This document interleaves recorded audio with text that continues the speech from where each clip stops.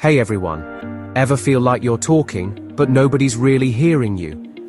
Whether it's at work, with friends, or at home, getting someone to actually listen can be frustrating. But here's the good news. There are simple ways to make your words stick. First, start by listening yourself. Yep, sounds backwards, but people are more likely to pay attention to you if they feel heard first. So before jumping into your point, ask a quick question or acknowledge what they've said. It builds instant trust and makes them more open to you. Second, be clear and confident. Don't ramble.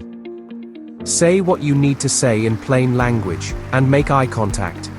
If you're unsure of your message, the other person will tune out fast. Confidence helps them take you seriously, even if they don't fully agree. Third, match your tone to the moment.